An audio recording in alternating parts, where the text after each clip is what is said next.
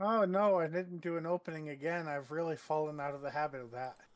Welcome to episode 505 of an Unearthly podcast, streaming live on the 16th of March, 2024, and featuring Torchwood Miracle Day: The New World, written by Russell T Davies and starring John Barrowman as Captain Jack Harkness and Eve Miles as Gwen Cooper.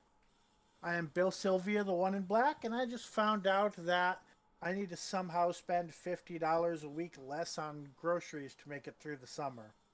With me are acting technical director Alex Fireheart Fingers crossed nothing goes wrong. and color commentator Aaron Romeo Moon Burke. Hello. Very colorful today. So we are going to be strictly audio today, as we are without Matt. Although I think right now it looks like we're still showing the opening. I don't think that's intentional. We are without Matt, and he's the one experienced at juggling multiple tabs. So we will not be juggling multiple tabs. So feel free to throw this one on in the background while you drive or something if you normally like looking at the news that we talk about. We're less visual now than we used to be anyway.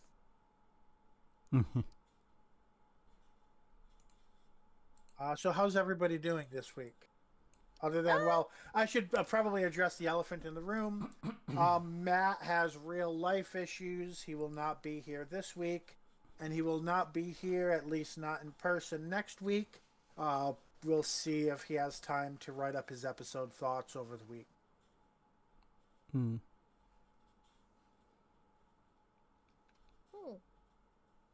Well, I'm doing okay. I went and saw Dune Part 2 again for the second time at Flick's Brew House here in Madison.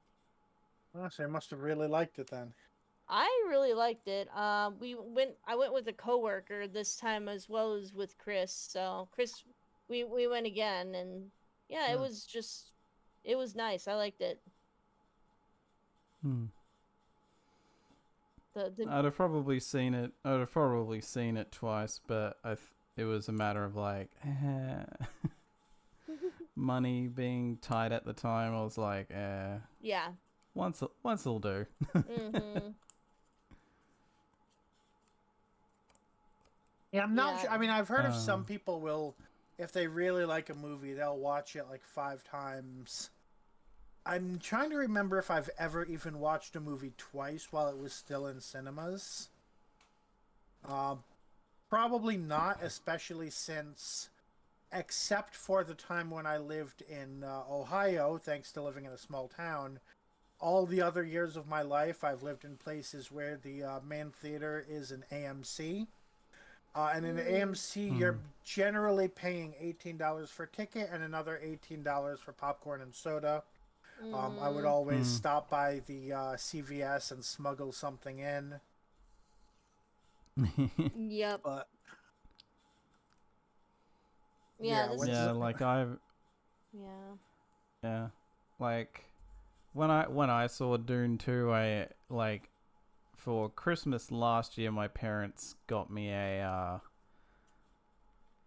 sort of like a sort of little book thingy of 5 movie vouchers. So I effectively got in free, but I also bought like a they had like this popcorn tin thing.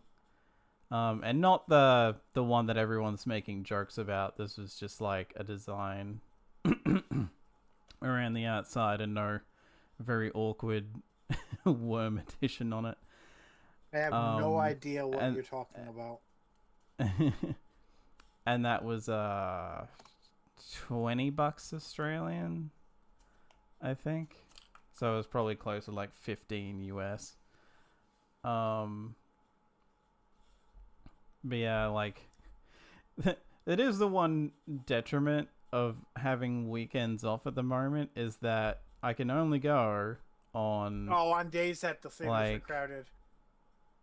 well, not even that, on full price days. I mean, to be fair, the cinema chain that I have to use because it's the only one in town, and we only have one cinema in town as well. Well, one theater, I guess, is like the building as a whole. It's just in Australia we call it cinema. It can be very confusing. I've kind of fallen into the habit of saying cinema. I mean, I grew up always just saying theater, and that's what I default to if I'm not thinking. But I'm more and more saying cinema if it's movies and theater if it's live action, just so it's more obvious which one I'm talking about. But it's, yeah,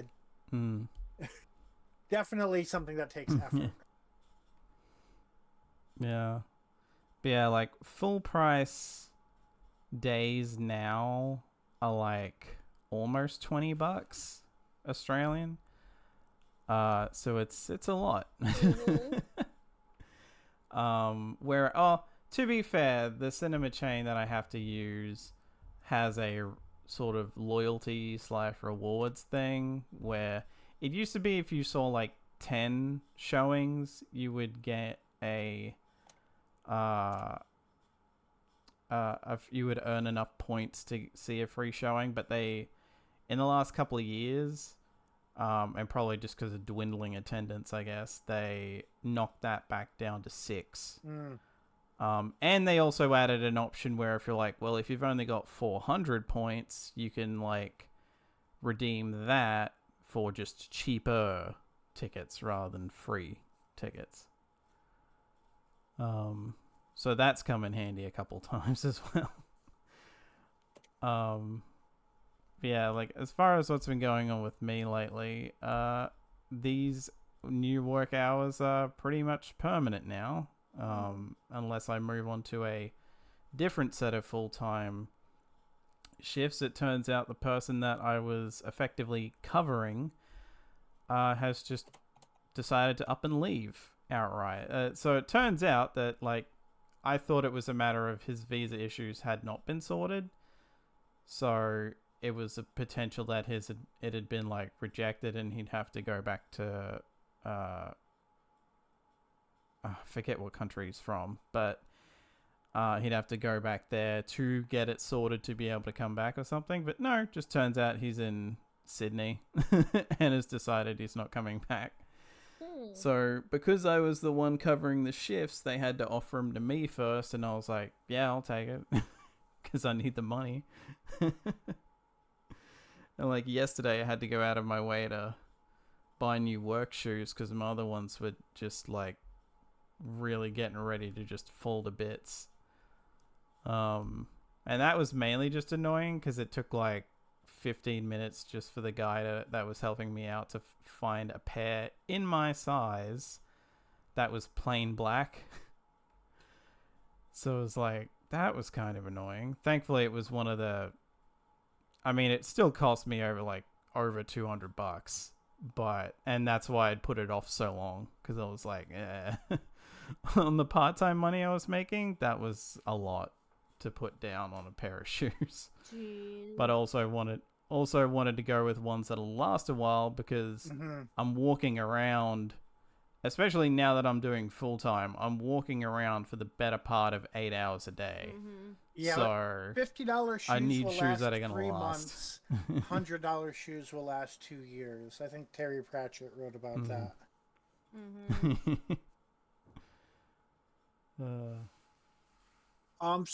So in my update time, I'll talk about actually. So I've mentioned, I think when Final Fantasy VII Remake first came out, so that would have been in 2020. Following the channel, it's Death Unites Us on Twitch or 48 Productions on YouTube. And what I want to bring up is the fact that so in July of 2020, he started doing a marathon of every numbered Final Fantasy game, starting with number 1. And why that's relevant is that next week he finishes Final Fantasy 15. Of course, 16 is not part of the list because it came out during the marathon and there's no point playing it again already. But so for anybody who wants to be part of the moment or who is aware of him and wants to see the end of Final Fantathon, that is next Friday. So he's been playing 4 to 8 hours of Final Fantasy every week since July of 2020. And that is wrapping up on the 20 whatever Friday is. 22nd or 22th. All right. Time for today's show. Mm-hmm. Or tonight's show. We start off with birthdays and news. We have some geek talk, and then we have our episode summary, review, final thoughts, and ratings. Okay, so moving on to birthdays. On the 10th of March, we have Yi Ji So, who played Chang Li in the TV movie, turned 49.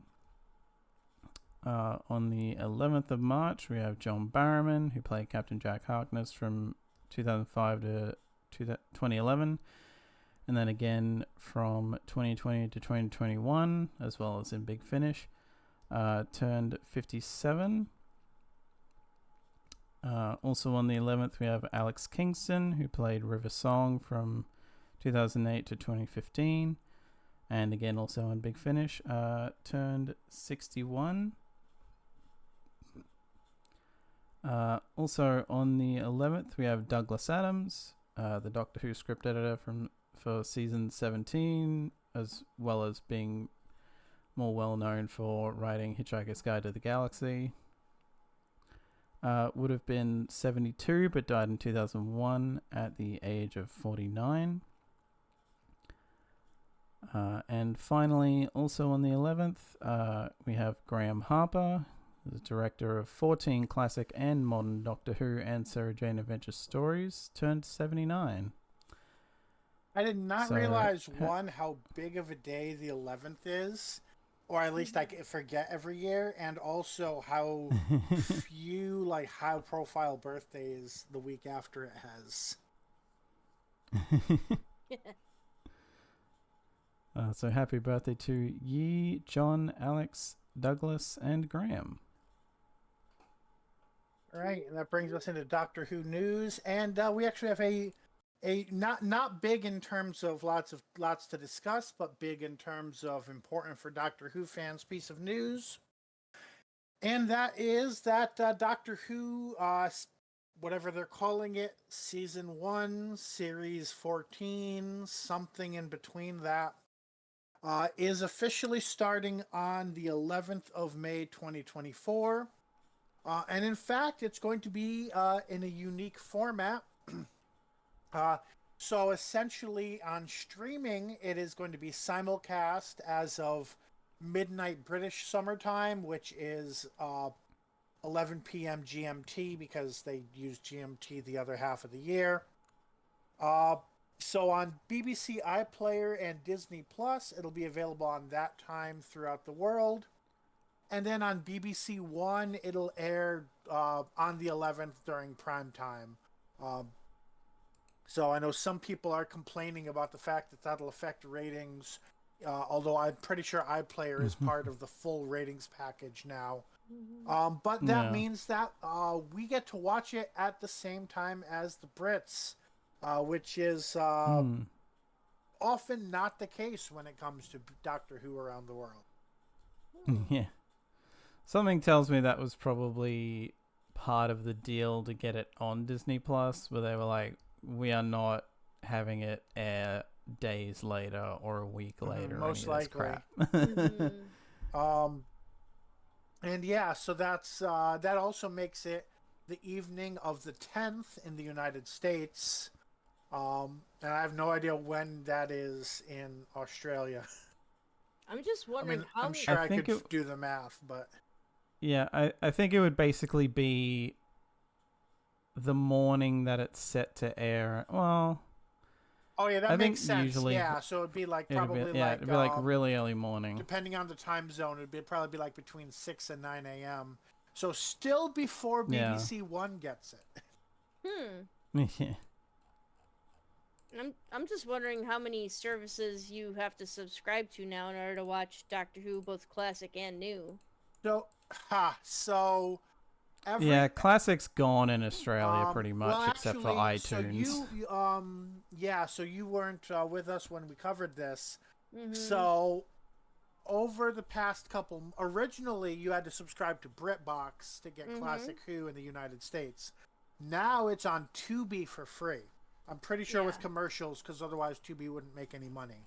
I know it's Um, also on Pluto TV for free as well. okay, so yeah, so Pluto or Tubi then for Mhm. free with commercials. You can watch technically not all of Classic Who. They do not have any of the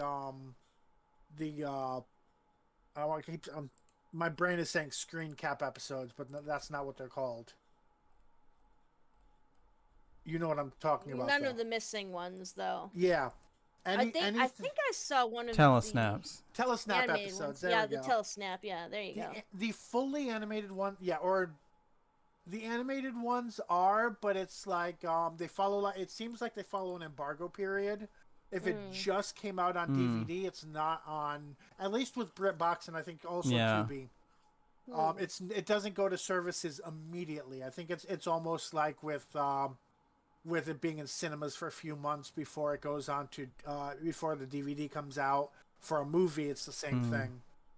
So if it's brand new, it's only on DVD, Blu-ray. If it's been out for a few months, then it'll be on Tubi and Pluto. Uh, mm, and then anything from the BBC modern era of Who, so series 1 through 13 and all of the related spin offs, Mm. are still on Max as of today. So we were wondering if that would change. As of now, it hasn't changed. As of 11 May, we'll find out. But I think they're still mhm. waiting for HBO Discovery or Warner Brothers, whatever their current name is, for that contract to run out. And then I think Disney Yeah. might try to buy it out, but we'll see. Yeah, because Mm. I've been having issues with my Disney Plus account. I think it's because I subscribed through my Roku first, and then when I went to go Oh, yeah. subscribe via my other email, I don't know, but it doesn't want to take my login information. I have to Huh. constantly change my Mm. password in order for it to accept my login information on my TV through the Oh, that's Roku. very annoying. Yeah, but I can watch it fine on my computer, which okay, but I prefer not to. I prefer to just be moving around the apartment and working on stuff instead of staring at my computer all day. But it is what it is. All right. On that note, let's move on to our next piece of news. And that is so BBC hasn't technically confirmed this, but we have as good as confirmed that Stephen Moffat has written the 2024 Christmas special, which we know is already filmed. Hmm. This news, a variety of sources have reported it, but it comes through producer Alison Sterling had this special on her CV, in which it was noted that Alex Peli directed and Stephen Moffat wrote it. And apparently, this was, not supposed to come out because within hours after I started seeing people pointing this out by looking at the online CV, Stephen Moffat's name was promptly deleted. Hmm. So we had heard rumors to this in for months. So this was probably not a copying and pasting error from a past Christmas special. This is probably Mm. legit. I mean, of the two, I remember there was like an interview years back where they were both RTD and Moffat were both asked like, "Oh, do you ever still think about stuff?" And like RTD was the one to be like, "No, I'm past it," kind of thing, and Moffat was like, "Oh yeah, all the time." I thought it was the So other way I'm not around. really surprised. No, I think like because this was like RTD being like, "No, I had my time. I'm done," and like it, yeah, or obviously that changed, but I guess the idea was at the time he was like, "Yeah, But no," I could have sworn because when we like which talked about it, it was Moffat who was like, "Yeah, I'm done. I'm past it. It's over." Hmm.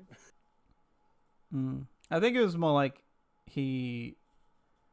God, I could have sworn like I from what I remember of the clip I saw, it was Moffat. It was like, oh yeah, I still have ideas. Like, Uh, not that he ever gave. I don't think he gave an indication of like, oh, I'd love to come back. I think it was just that he was like, oh yeah, I still have ideas. all right, moving on to our next piece. And this is one that I didn't find on our regular sources, but I was checking something on Radio Times, and I happened to come across this. So this Sunday will be the first episode of this year's Great British Bake Off for Stand Up to Cancer. I don't know if that's part of the typical title or if this is a special. I'm guessing it's either a special or a special season. I'm not sure. But Jodie Whittaker will be part of the group. And of this is the focus of the article. She was interviewed, and when asked what she was worried about, she says she's worried about people seeing her personality unedited, not being given lines to say. Basically, that's not something she's typically done, except for, well, she says Children in Need, where they recorded an album, so that's not really the same as talking unscripted. So she says, what makes you nervous? You're yourself with your microphone and cameras, and you have no control over the edit. Okay, so so Radio Times editorialized a bit in the headline. So they specifically said she was worried about fans seeing unedited personality, which made me think it was specifically like, Doctor Who versus Jodie Whittaker. But it's also just like social anxiety about it more. It sounds like not specifically that. Yeah. Although I don't know. I mean, this, it may be a Doctor Who Malcolm Tucker situation. She might be baking and all of a sudden it's fuck, fuck, fuck. And she doesn't want the little kids to see it. I don't know. I'm sure the Great British Bake Off might be censored. I don't know. I would assume it would be. Yeah, it's more of a family thing. Yeah, All right, and our final news article. The details about the 15th Doctor comic books have been revealed. Of course, there's been a new series of comic adventures for each current Doctor for years, from Titan Comics now. So the new comic series is written by Dan Waters. That's Waters with 2 T's. With artist Kelsey Kelsey Ramsey. I read that wrong. I don't know where I saw an AK. It was somewhere. And colorist Valentina Bianconi. It's 15th Doctor and Ruby Sunday. So which means it's set after the Christmas special. They will first appear in a story on Free Comic Book Day on May 4th. And then the comics will start releasing in June. Which ends our news articles, and then we have some Big Finish releases. We have Centaurans versus Rutans, Born to Die, written by, might be another way of spelling Tegan or Tygan Byrne, and starring Colin Baker and India Fisher. So I'm starting to think India Fisher recently finished a show and came to Big Finish and said, can I please have more work? Because we've been seeing her pop up a lot lately. I mean, granted, I always love to see more Charlotte Pollard. But it's very interesting. First we saw some of her with Paul, now we're seeing some of her with Collins. So it's kind of sounding like she asked for some more work.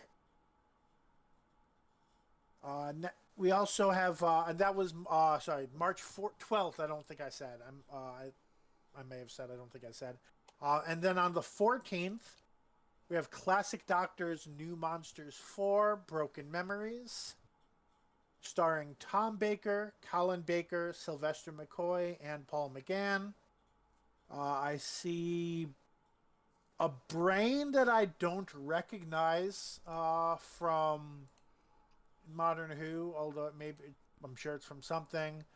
We have the androids from the Madame de Pompadour episode, and of course we have the BEG or BEGs from the Silence. All right, and that is the end of our news, which brings us to our geek talk. We have Square Enix's Guardians of the Galaxy. Yeah, over the past, it's probably a month or two at this rate. I finally got around to playing this game. It's funny because I almost think I was holding off on playing it because I thought maybe I'd stream it, but then I was like, with all the licensed music, even though there's an option to turn it off, I'm not going to want to turn it off. So I just was like, fuck it, I'll play it in my own time. I enjoy it. It's interesting because, like, seemingly... I could be wrong, and maybe this is leaning more into comics. Like, I think in my head I was assuming, this is basically just going to be aping the MCU lore rather than the comics, and it's like, well, it's going by what the comics did after... I feel like we had a long conversation about that. That movies. Must have been off stream, wasn't it? Yeah. Okay. I was like, this all sounds familiar, but it was just we weren't recording at the time. Yeah. Because like someone even pointed out to me that like apparently they had tried to ape the movies more closely, and then seemingly, I guess, fan backlash or something made them tweak it. You're saying Square Enix or Marvel? Marvel. Oh, okay, because I do know. I know they introduced a new version of Yondu that was more like the movie one, even though Yondu was based on an existing comic character, which was just the weird things about comics. Because like in this, like, it's kind of funny because like, they don't even really leave it up to a mystery, I think, in like as far as Star-Lord's parentage. You find out what it is. I've already forgotten, but it's like it's kind of just a background detail rather than this big reveal. And that like the in this continuity, like his mother dies in a different way, he's taken from his mother in a different way, all this stuff. And it's funny because like I feel like I could be wrong, and I haven't seen what modern comic versions of like Gamora and Drax and all that look like, but it seems like they're going for a more comic book appearance rather than trying to make them look like the movie versions. Yeah, it's like, honestly, a lot of the fun stuff for me was a lot of the characters that either hadn't been in movies yet when this was made, or because even like, I guess technically Cosmo had been in the movies, just hadn't had speaking role yet. Oh, was he at Nowhere? Yeah. In fact, in this, he's running nowhere. Yeah. And there's there's a bunch of minor characters that I was like unaware of, and there's all this like, I ended up learning about Captain Glory, which sounded like a character that would have come from the Silver or Golden Ages, but no, they really named a character Glari. I was going to say Captain Glory came out in sounds 2018. like the name of a character from the porn parody. But yeah, like generally my one hang up with the game is that the further into it I got, there was moments where it felt like it was building up to the climax of the game, and then it just kept going for another couple of hours. And like while I enjoyed what came after, so it softened the blow, it was still just like, stop teasing the end of the game and just go for it. Or like, if it hadn't felt like, it's like, yeah, like there's literally a point where like you show up and it's like at the enemy's like sort of stronghold, space station, whatever, and it's just like, okay, yeah, we're gonna fight him now. Oh wait, no, we've actually got to go off and do this other thing. And it's like, oh, for God's sake. Like at that point I was just like, come on. Like can we and not even a like, oh, this game is getting annoying now, because again, there's some really good shit. All the characters get a good time to shine. I mean, Groot could maybe be argued, but also it's Groot, so you know.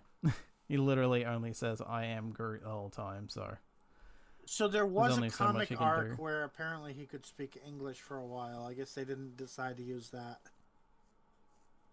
No, like in this, I think it's like implied at the end that like off screen after the fact, Peter tries to teach Groot the tiny amount of sign language he knows or something. Because they all try to learn Groot and they fail spectacularly. And that's how you know it's not based on the movies. Yeah.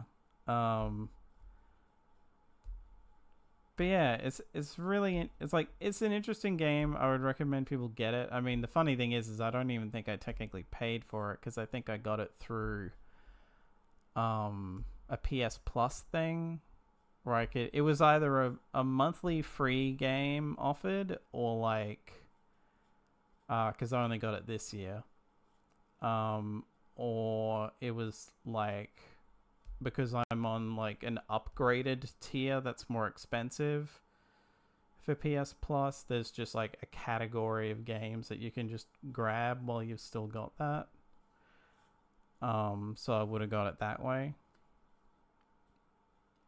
And it's funny because like the only thing, I almost kind of wish they'd had James Gunn involved with picking the soundtrack, because some of these songs are too obvious. Like We Built This City, The Final Countdown, which that would have blown the game's budget. I'm surprised it didn't, because that is an expensive song to license. You know, like a bunch of these other songs, I'm like, that's a bit obvious. Whereas usually James Gunn would try to go for something that was like sort of more obscure, or at least not like as, and like he would use more mainstream picks. Okay. But yeah, in any case, I think worth playing. Guardians of the Galaxy, it's definitely worth playing, but yeah, like I would still definitely recommend people give this a shot. And here's hoping if there's ever a sequel, you can play as more than just Star-Lord. Because that was kind of annoying. But, oh well. Got you. So only Star-Lord is 0 out of 10. Gotcha. All right. We move on to our summary, and I take it I should stopwatch. All right. So, Aaron, tell me when you're ready for a countdown. I'm going to be cheating. I'm going to be reading off the Wikipedia article here under the synopsis for the New World. Okay. Do my best, everybody. All right. You're all set? Yep, set.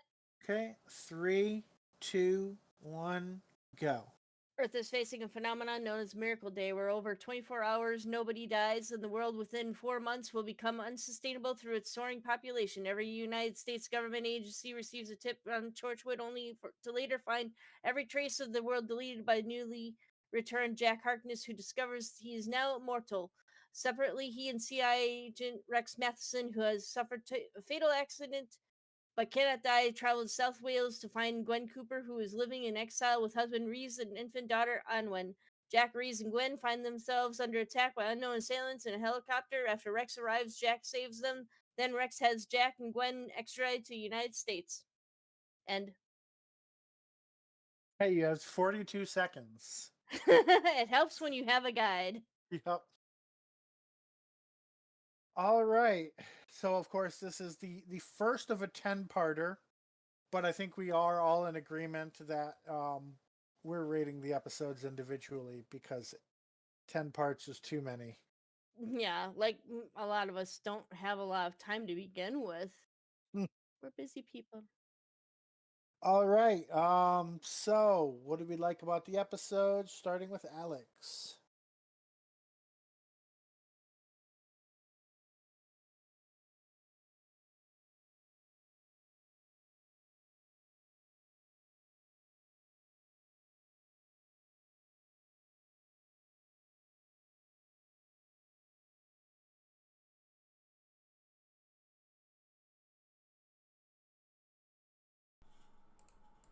I guess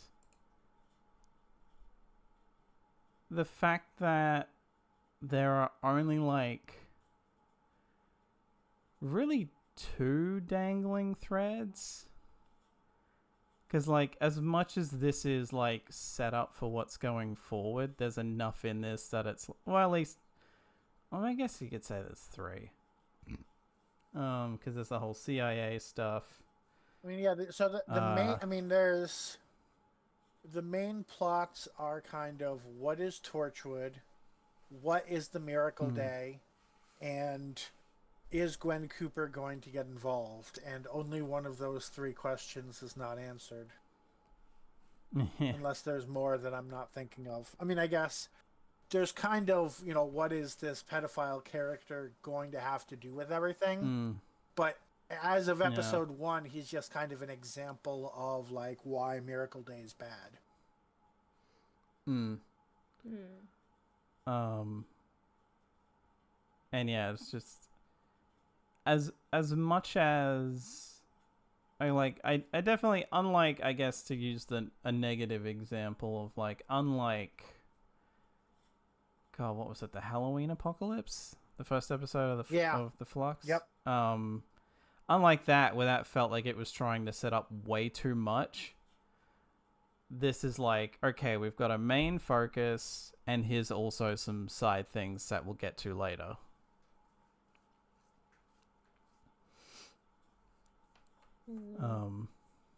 So it feels like, because I was almost kind of worried that even though we've decided to rate these episodes individually, I was like, so, like, in the back of my head, I'm like, please don't let this be something where it doesn't feel like there's enough that we could justifiably do this on its own. And thankfully, it felt like there was enough going on that it's like, okay, yeah, we can definitely rate this. Yeah, as far as we can tell, there's no big bad that's been introduced yet, which was a chunk of the Halloween Apocalypse, was just introducing the Ravagers and kind of telling us nothing else about them.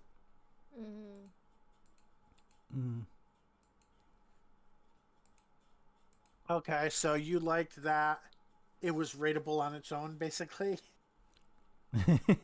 In a way, yeah. Okay, Aaron? Okay, so let me see here. I had a bunch of stuff that I liked. What's number one? I think I really kind of I did kind of enjoy John Barrowman coming back as Captain Jack. Like, I know it's kind of a basic, oh, this was so cool, but like the having him be mortal, and having that be an actual threat and kind of reversing everything, it's been done in other media with other immortal characters becoming, human. Superman's done that billions of times, probably. But it was just kind of cool. Yep. Basically, yeah. I mean, like, or whatever, Red Sun or something strikes him, and he loses his powers for a bit. He has to be human, basically. So yeah, it kind of I do like how that mortality and how he deals with it. Right now in just this episode, we see that he's obviously shocked and scared because he's been immortal for so long. I don't know how old he is in this. Do we know? So we know that in season 2 they showed his backstory that he went pretty far back in time and was like buried alive. Like I have a vague memory that he went back to the time of the dinosaurs, but I don't have like I can't actually visualize a scene that said that, so that might be fake. But yeah, he's fucking old, like older than the Doctor at this point, if I'm remembering right. Because I mean, he's supposed to be from like the 51st century or something. And then he gets. I mean, technically, there's even 2 because like there's throughout series 1 and that he like there are allusions to him having been alive during both World War II and I think World War One. But that also might just been him just time hopping. And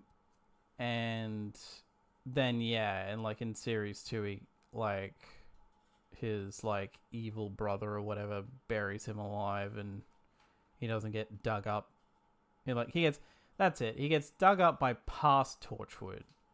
Yes. And then effectively works for them until modern day. Oh, that's right. And then there was another episode where he was, I think, didn't they keep him like on like deep freeze for like centuries until like he got plucked out of time, and then they're like, okay, now we can wake this one up. Am I remembering that right? I forget. Maybe that could have also been an audio thing. The point being thing. that Jack Harkness's history is convoluted and very, very long. Yeah. Like he, at times, it seems like he's living a very dark, curse of the fatal death. I'm like, Curse of the Living Death. No, Curse of the Living Death is actually more accurate to Jack Harkness, but no, Curse of the Fatal Death skit. Jeez.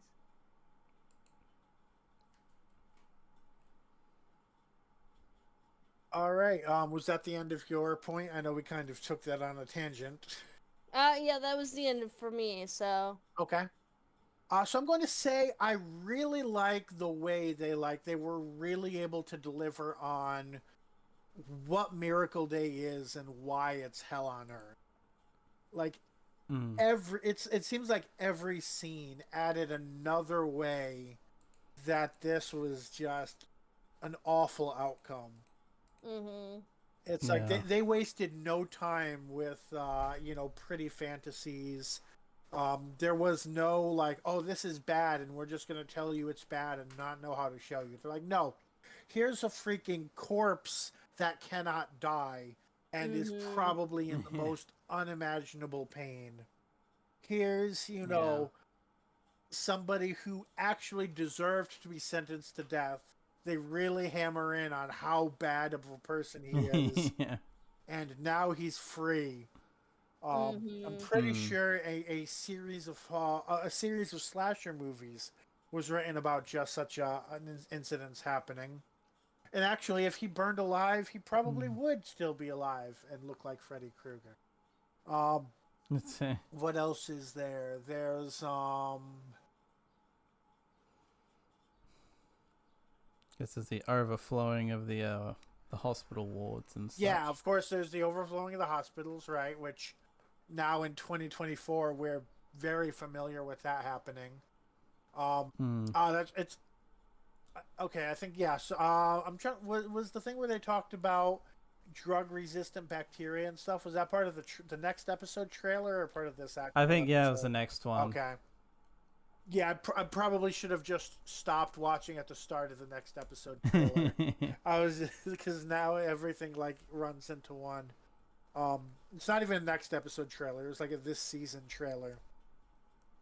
But yeah, they really hammer in very visually, very vividly why this is not a paradise on Earth scenario. Really, making that miracle name as ironic. Yeah. All right. What is our least favorite thing about the episode? Starting with Alex. Hmm.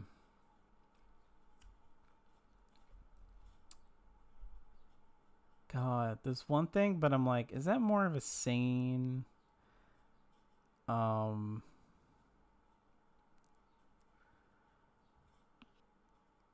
I guess I'll probably bring a scene up later, but I'll keep it kind of vague-ish for now. But again, I don't know if it's just me, but it feels like this is kind of Reese character assassination. I mean, I can Like see he's always been kind of like, you know. I mean, there were times where I was just like, oh yeah, now I remember I don't really like Reese. It's Reese and Gwen, I think both throughout all 4 seasons kind of go back and forth as to like, here's why you should hate this character. Here's why you should love this character. Which I guess if there's anything that's really a theme of Torchwood, it's that everybody is gray and nobody is fully black or white. Mm-hmm. Yeah. Like, given stuff that's happened in Torchwood before, it could be a lot worse. But it's also just kind of like, with everything Reese has been through and that knows that Gwen has, it's just like,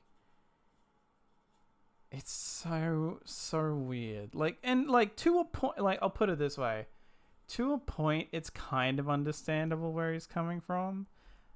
But then a scene that I'll probably bring up later comes up, and like a specific bit of dialogue happens, and I'm like, okay, no.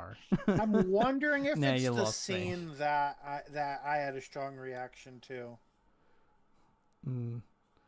But yeah, it's and also just like generally as far as Reese goes, he also just kind of feels here because he's like one of the few characters left. Yeah.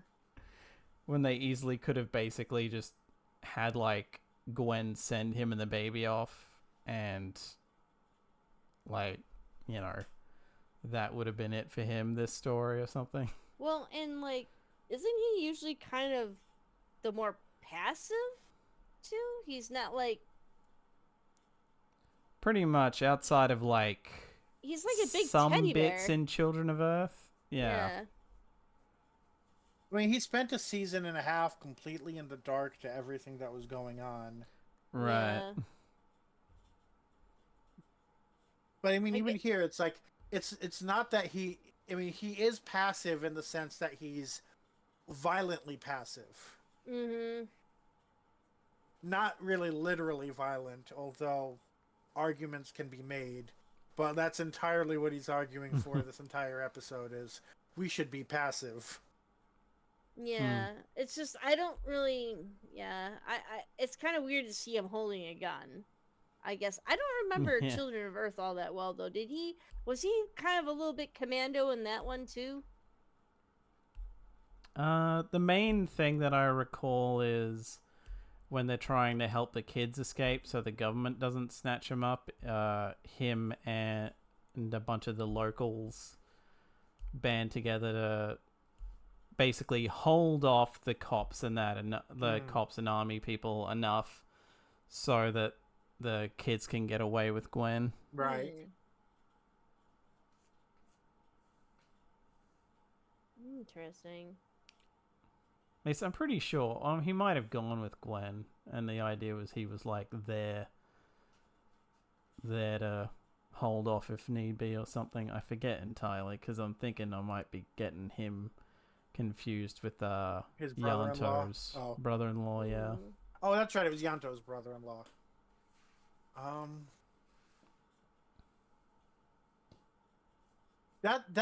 think that's the issue with Reese in general with Torchwood, and that's so yeah. I guess it's relevant. It's not too tangential because it was kind of brought up.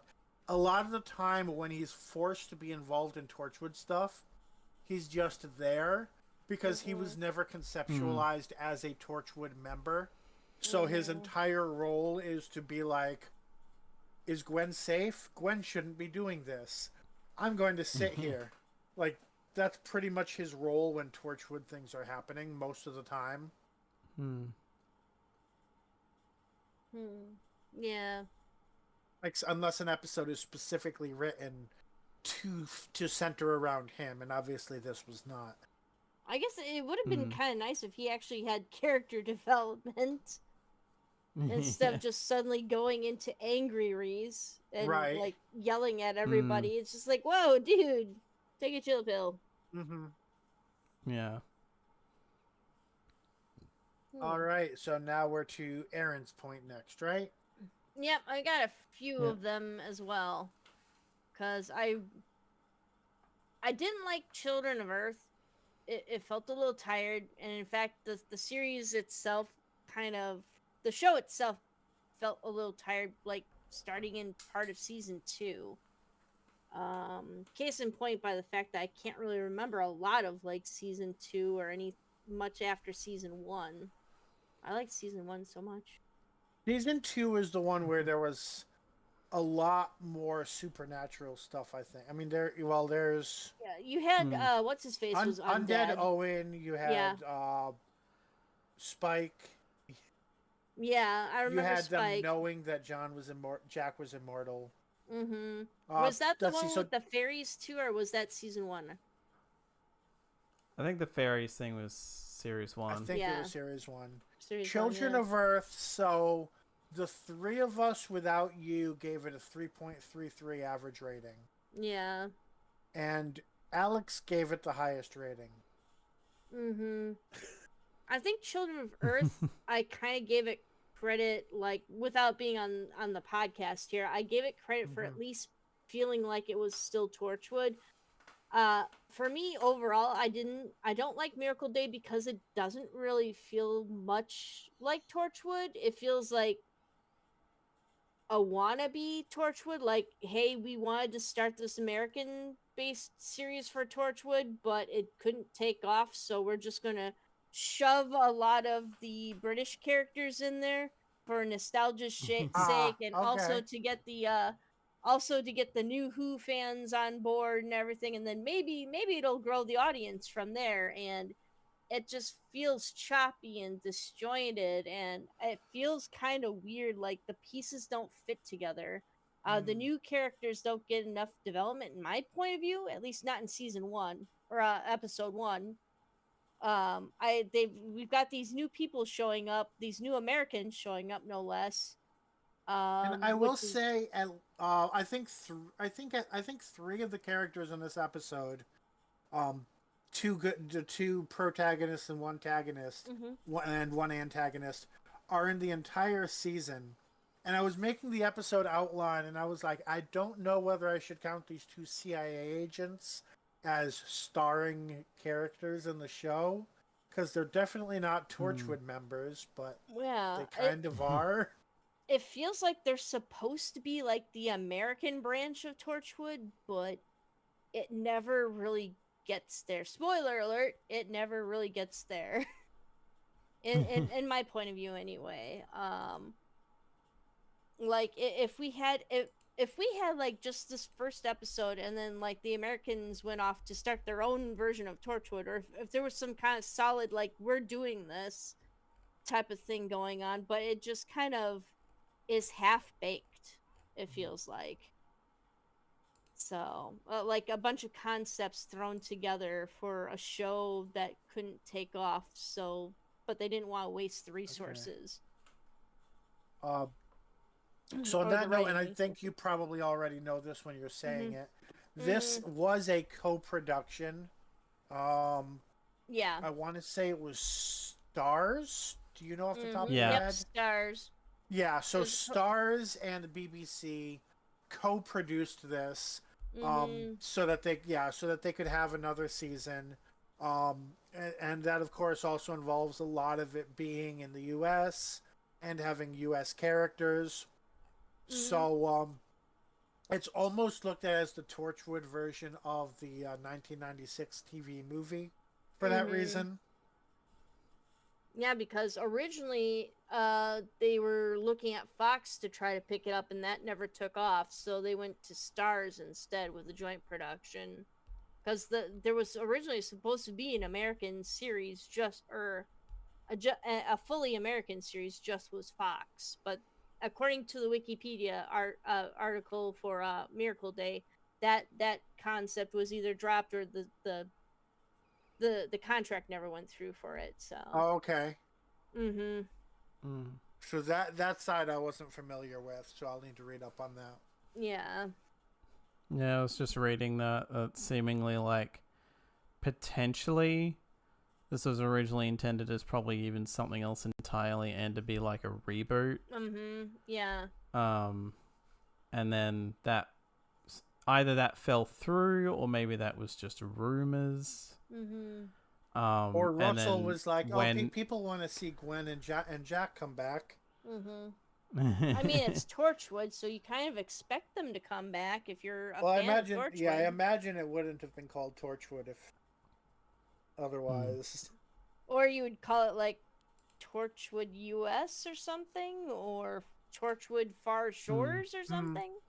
I guess if they if they gave it a new origin that was like, oh yeah, at some point a Torchwood agent came over to the U.S., which that would kind of fit in with some of the stuff that is in spoiler territory right now. But well, I don't know if it. Well, yeah, maybe it would. I will have to get there to discuss it. I've got more notes too, but I'll save those for my final thoughts. Okay. Just a couple of more notes. So, if that leads to me, then honestly, I don't think I had a strong dislike about this episode. Like, there were characters you're supposed to dislike, and actions that were supposed to be bad. I could go in on Reese, but we've already discussed that. And there's more a specific scene with him that really, which I think it was in character, but it was still kind of over the line. But I have a feeling Alex is going to steal that particular scene anyway. Oh, well, no, that's okay. Actually, no, I have another scene that I talked about in Discord, that I could mention. So yeah, I don't think I've. Well, my general dislike, if I had one, the closest thing to a general dislike is really tied into that one specific scene that I'll probably be talking about later. So I'm gonna say that I pass. Mostly I have positive feelings toward general aspects of the episode. Okay. All right, favorite scenes, Alex. I feel like I had one, but now I'm blanking a bit. You know what? It might kind of seem like an out there pick, but I'm going to go with the kind of, I guess for lack of a better term, autopsy, but not really because the guy's not dead, of the guy who blew himself up. Oh, yeah. And just like Jack suggesting, oh, what happens if you cut the head off? Or like detach the head. And they're like, well, okay. That seems like an idea that makes sense. Snip it off. I was kind He's of still sentient. I was kind of like, is that like a wire cutter or a hedge clippers, or is that something they would actually, or is that something they actually like would use in a pathologist's office? I was just wondering how a burned corpse still had eyelids. Yeah, considering a few, considering all of the skin was burnt off, yeah.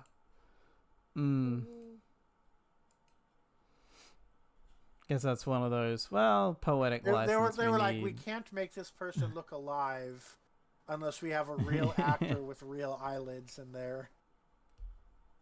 I mean, really, to that end, you could question why he had eyes at all. Yeah, exactly. Like if you're a burn victim, it'd be like House on was it Hill House or something, the Netflix series where the guy has a fear of the person with the runny eyes who's on fire. Yeah.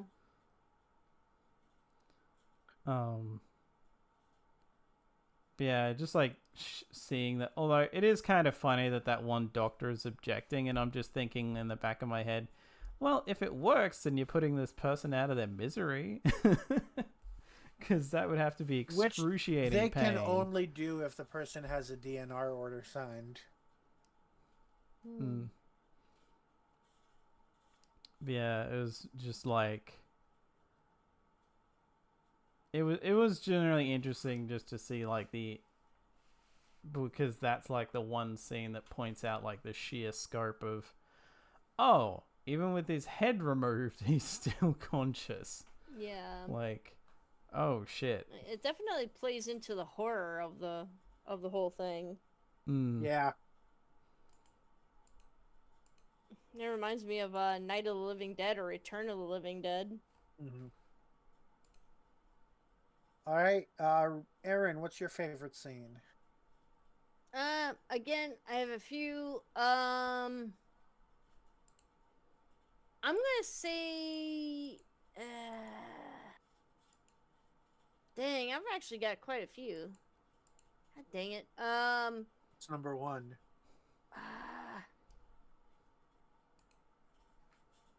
I'm gonna go ahead with Gwen crying to her dad about being the only one left from Torchwood and not knowing what to do. And that was actually kind of really heartfelt. As someone who's my own parents they're in failing health, unfortunately. So, and it does leave you feeling rather helpless when you see your parents, slipping away like that. Mm-hmm. So that really kind of hit home for me. So it's just like, well, because you don't know what to do. There's sometimes you don't. I felt like there was a lot coming together in that scene. Like, that was the first time she was allowed to think about what Torchwood would do. Because, Reese wasn't having it. If Reese was more like, shut that shit down the second it gets brought up. So here's someone actually asking, like, isn't this the type of stuff you would do? And all the shit she's been holding back comes to the forefront of her mind. On top of the thoughts about her dad being sick and everything else. Yep. Exactly.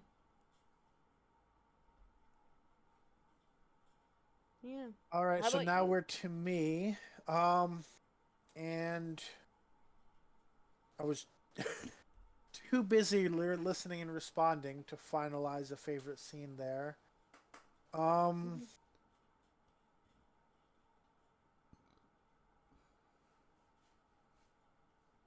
I think I'm gonna have to go with Jack showing up in Cardiff.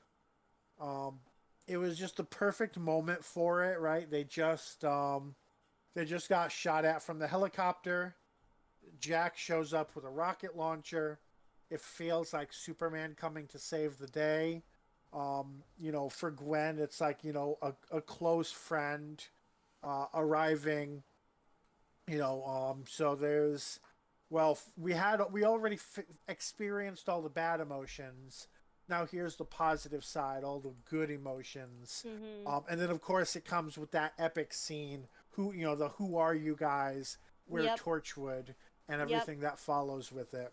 That was one of my picks too for best scene. So I would say everything from when we first see Jack up until that is all my favorite scene. And of course that also includes the you're the guy. She said no talking on the phone. Yeah. And I'm sitting there and I'm like, okay, you're used to just saying I'm CIA at literally everything. Once you're on the flight, the flight attendant outranks you.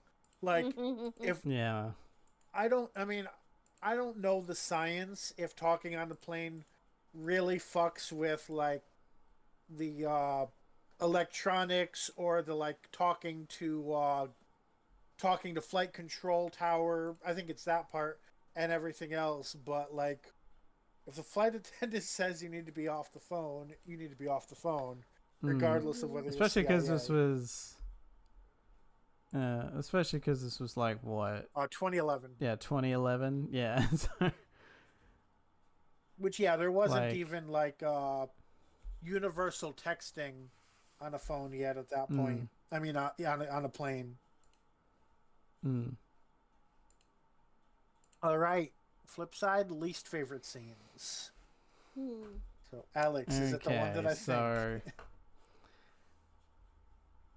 at first it's kind of like understandable because Reese is just going on about you can't do this, you're putting your life at risk again, you're putting your daughter at risk. And then he tries to make the argument that they should just let this happen. Okay, so And not I'm the moment like, I was thinking of. no. Okay. So Of you're like the idea of like, so you're yeah, talking our about daughter is could like, live. oh, Maybe our daughter could. mhm. Yeah, the whole maybe our daughter could live forever. Maybe this is a good thing that no one will ever die. And it's like, yeah, we don't know like he doesn't know the full scope of what's happening, but he's literally just been shown an intensive care ward that's overflowing. And I mean, and he's being intentionally ignorant. He's like, no investigation. And it's like she wasn't even investigating the cause yet. She just wanted to know what was going on in the world outside her house.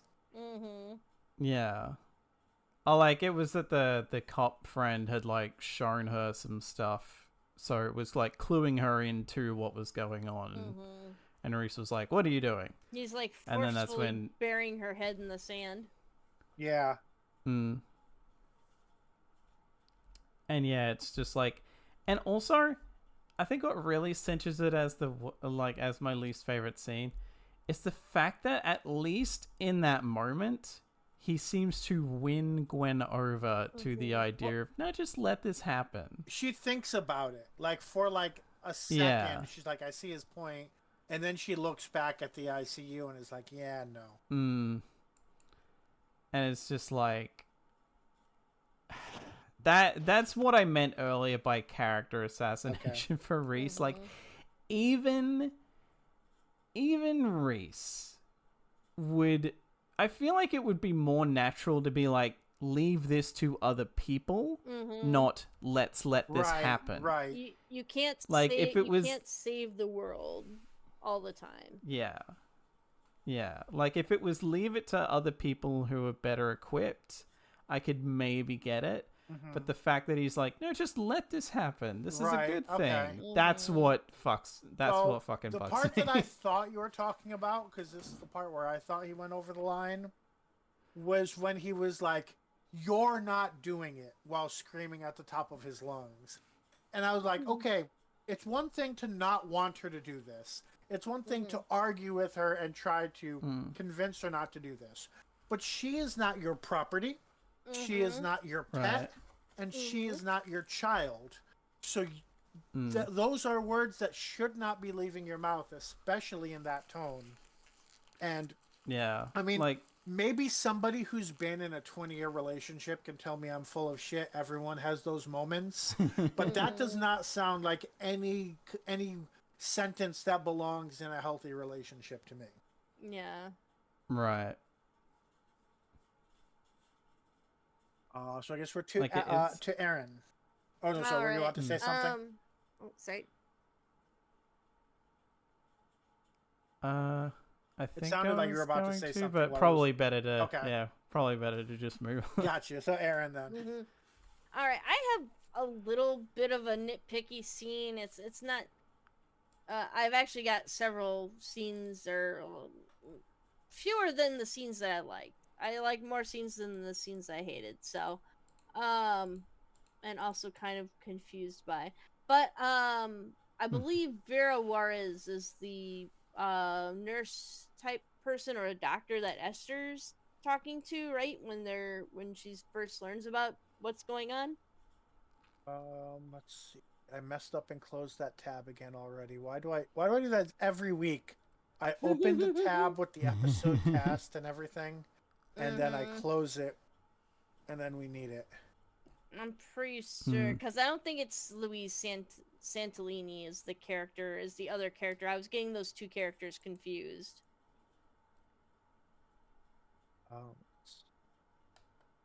Yeah, Vera Juarez. Is the doctor that he was. Okay. The doctor that's there for the Like, I think she was, yeah, so she was the one getting him painkillers and also the one that objected to Jack's idea of disconnecting the blown up guy's head to see if that does anything. Okay. Because I think she's also the one. Well, anyway, Esther is talking to I think it's Vera. And Vera starts with, "It all started last night," and then we jump to this awkward cup of the cup falling down in the automated coffee machine, and Vera picks it up and is almost immediately, "First I knew they called up from the morgue," laughing like, wait, so what? Vera started talking, then decided to walk away down the hallway to get a cup of coffee, and then picked up the conversation from there? That is kind of weird. I mean, what else? It all started last night, and first I knew, like, what happened in between that space? You know, why would you cut away to that? I mean, you could. What would have been cool is if they just had the camera follow Vera as she walked down the hallway with Esther trailing behind her, and she's like trying to quick walk Esther through this as she grabs a cup of coffee, and they stop and continue the conversation at the coffee machine. That would be an interesting tracking shot if they had done that, but they decided to just go with a full-on cut, which made it feel very awkward. Like, time was supposed to have elapsed, but we never got to see that in-between conversation. Time skipped. Yeah. Mm-hmm. Like, if it was one of those things where, like, she basically just switched to voiceover while we saw a bunch of other stuff going on and then cut back to her getting coffee, like, that would work.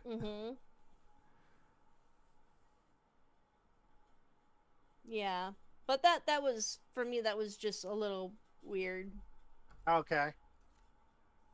Yeah, probably one of those where the script writer didn't think about how that would play out, and then nobody corrected it during filming. Yeah. Or, in a way, it also wouldn't shock me if it was just like, maybe there was extra footage there that they cut out, but then forgot. No one realized, oh, well, that suddenly became a very jarring edit. Oh, well.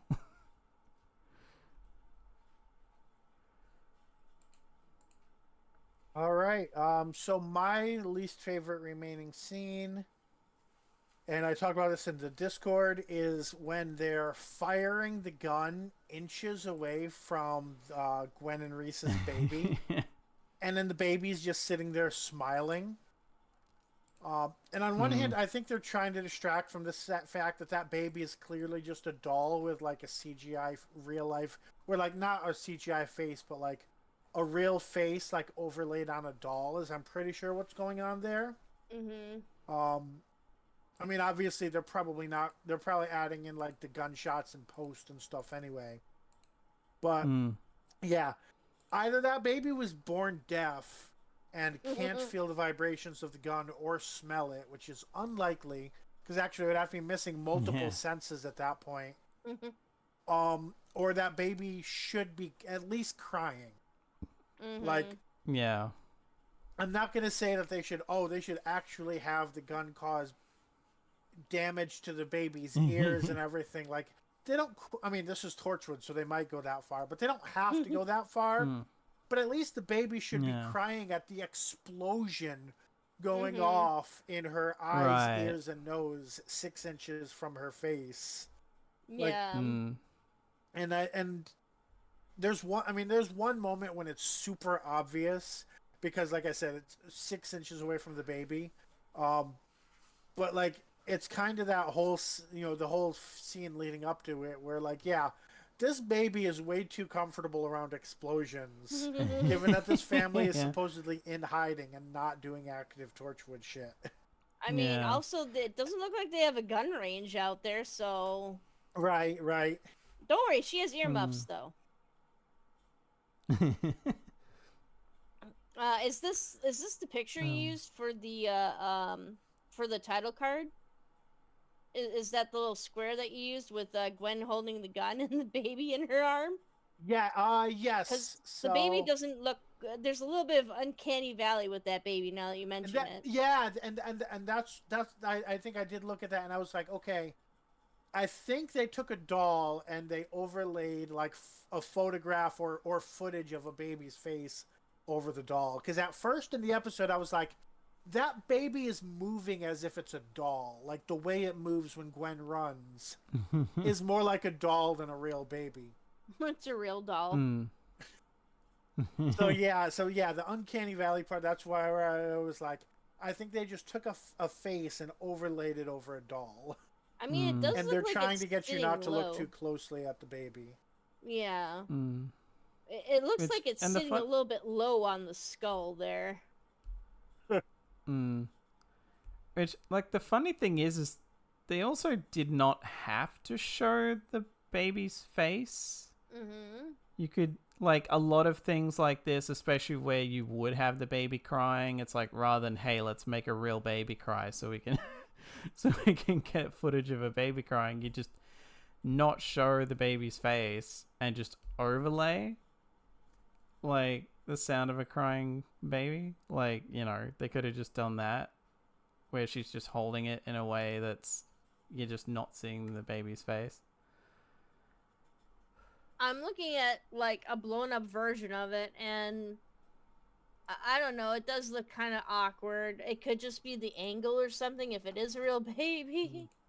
But yeah, I think it was I think Yeah. it was kind of the way it moved when Gwen was running, is what really had me thinking that's a doll. And like I don't think the baby ever moves of its own accord, or their own accord. Yeah.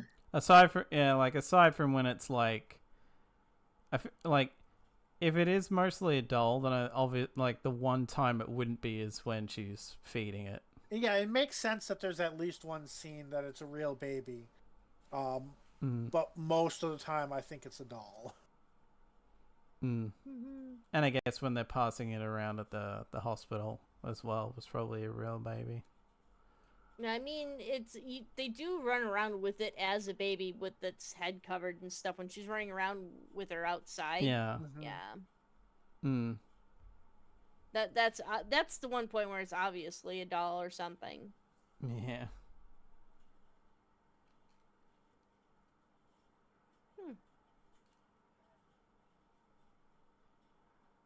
Uncanny baby. Yep. All right, are we on And to? nope, it doesn't look like that. The baby is mentioned in the story notes as to whether it's a real baby or a doll at any given point. Yes. So final thoughts. It's Alex. a real baby and a real gun.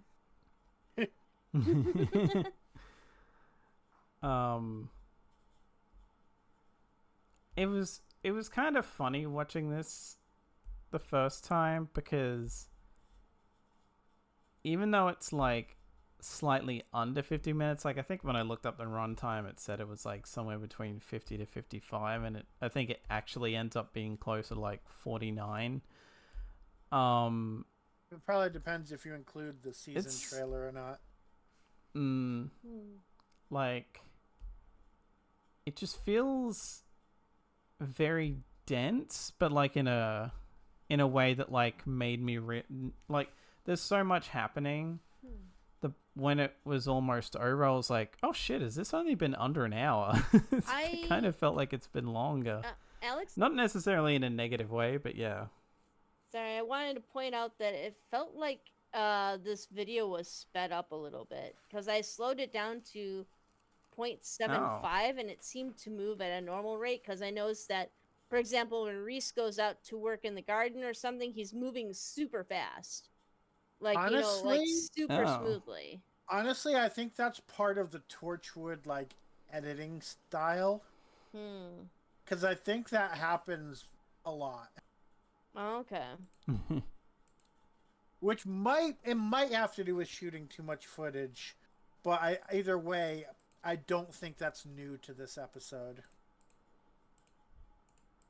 Okay. I'd love to see someone confirm that, though. I haven't. That would be something interesting to see. But yeah, like, it'll be interesting to see where this goes from here, but I'm tentatively saying, having seen both this and episode 2, that at the very least this is off to a more interesting start for me than Children of Earth. I'm assuming that it'll probably get bleak later. I mean, I've basically had someone tell me like, "Oh, you think it's okay now, but wait until later." So I'm like, okay. But yeah, at least for now, I'm like, okay, I'm a lot more. I guess I'm also just generally more interested in this at the moment than I was in Children of Earth. Yeah, I think that's all I've got. All right, Aaron? Okay.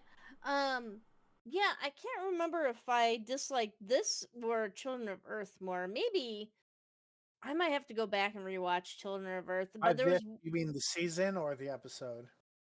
well, I think the entire season of Miracle Day, because I watched Miracle Day when it first came out.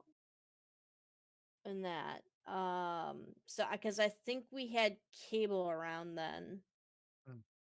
I think we did. We either, yeah. I somehow was able to watch it. I believe we did have like BBC. No, it was on Stars. So somehow I watched it when it first came out. Like I said, I'm pretty sure we had cable. But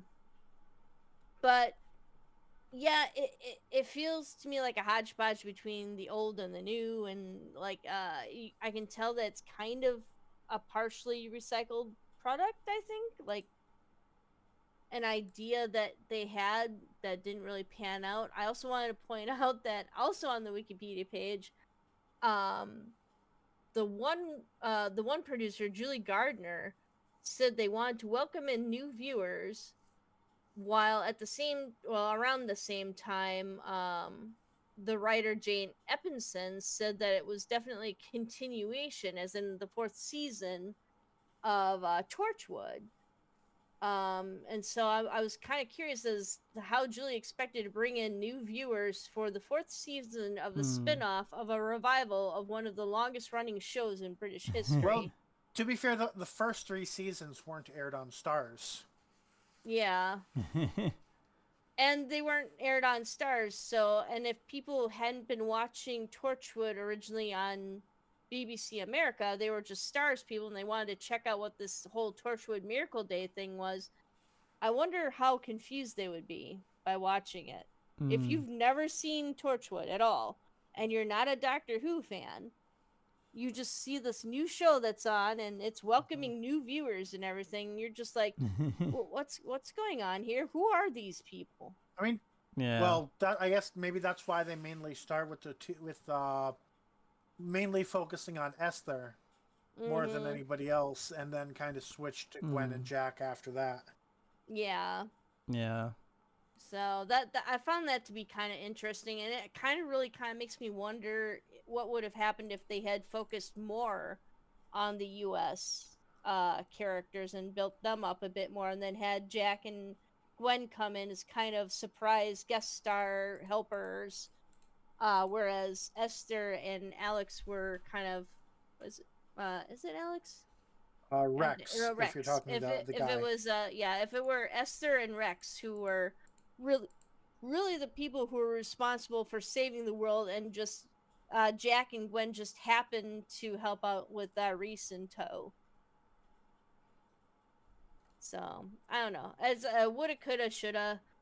I didn't hate this when I rewatched it. I was like, well, this isn't super bad. I mean, it's kind of fun. So yeah, wait and see what the next episode holds for us. I have seen the whole thing before, though. All right, yeah. So looking at this as a single episode, I thought it was a really great episode. I think it was a good as a pilot. It introduced all the characters. It introduced the concept. For new viewers, we have the idea. Okay, we have these familiar Torchwood characters, but they're in the new world. Well, I wish Miles or somebody was here, or Lucas, who could say, do they really use language like the new world uh, when talking about the states. But Torchwood is in a new location. Um, it's a new world in the sense of being the Miracle Day happening. Uh, so I think it's really great at setting up a new season or at setting up a show for the American viewers who most of them would have been watching this for the first time. I don't know if Torchwood series 1 through 3 aired on Sci-Fi or whatnot. I think Rand implied that Children of Earth did air, the same way in the US that it did in Britain. I don't know on what channel. Um, but yeah, I think it did a really great job at that. I think it set the tone really well. I think it really established the characters' personalities very strongly. The new characters each kind of are able to figure out like all this information about Torchwood using their own methods. We learn about things like retcon and stuff. So I can't speak highly enough of it compared to as a pilot. Um, there are some issues that annoy me. A lot of which are pre-baked into characters. Um, you know, Rex is kind of a dick, but I think you're supposed to take him as kind of a dick. Reese is kind of a dick, and he's always been kind of a dick. Um, yeah, and otherwise, it's the technical things and the issues that uh you know aren't don't have a huge effect on the story are the remaining complaints. So overall, very positive first impression. Um, I know that it doesn't have the greatest reputation as a season, and I honestly don't remember a lot of what happens in it, which does not speak very well for it being coherent and a good story. But it's definitely at this stage after watching this episode, I'm very eager to see what's to come if I block out that memory. All right, ratings. um, God, I'm thinking over it a lot. I think there's like just enough that pulls it back. That the highest I can go for now, like this might be one of those ones where like even though we're rating them individually, my opinions on like my ratings might either go up or down depending on how the rest of it goes. But for now, I will give this a 4. 4.0. All right, Aaron. I'm going to go ahead and give this a 3.5. 3.5. So we have 4.0 from Alex, 3.5 from Aaron. And I honestly, just taking this as a single episode, I'd say 5.0. We do not have match rating, so we gave a very wide range of where that could fall in if it matches any of us. But for now, that's an average of 4.17. Which puts this. Well, let's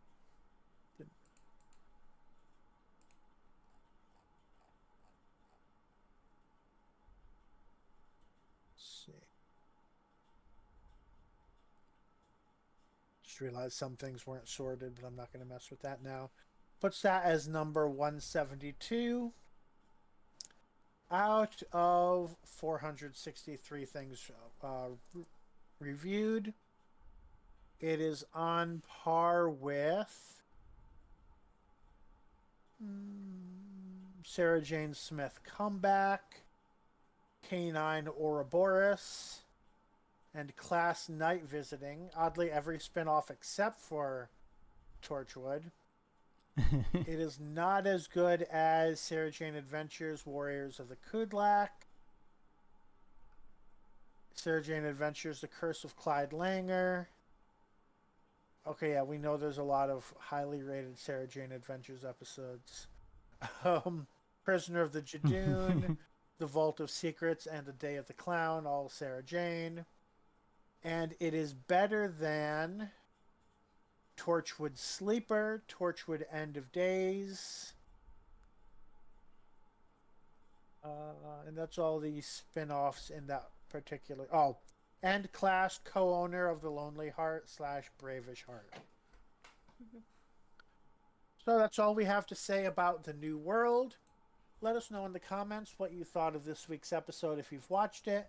Don't forget to like the video if you've listened this far. Subscribe on YouTube to get our exports, which should be more consistently weekly now.